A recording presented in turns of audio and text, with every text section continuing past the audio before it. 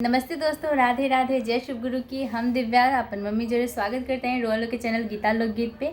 आज हमने के बहुत सुंदर एगो बेटी विवाह के गीत लेके आयल बनी जा, तो लोग सुनी लो, बताएं लोग कैसा लगा। अगर अच्छा लगे तो जरूर लाइक शेयर सब्सक्राइब कर लो, कमेंट करके जान लो कि लोग हमने के वीडियो कहाँ से देखा था। नीचे पर्वत ऊपर मलिया के पहलिया हो, सुंदर पर्वत ऊपर मलिया के महलिया हो, सुंदर बेटी नैना डारे लोरा हो, सुंदर बेटी नैना डारे लोरा हो।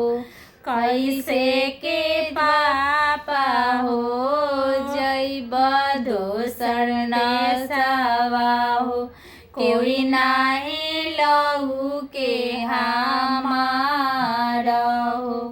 कैसे के जाई माँ हो जैब दूर देशवा हो, कोई नाही लहू के हमारा हो।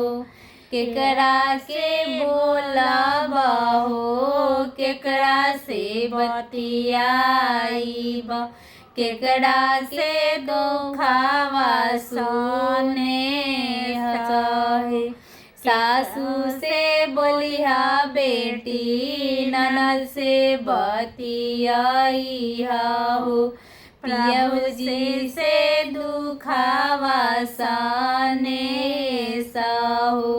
सासू से बोलिया बेटी, ननद से बतियाईहा हो, स्वामी जी से दुखावा सने सजी। उहे चलो बेटी हउए तुहार हो, अब भइलू बहुना हमार हो, अब भइलू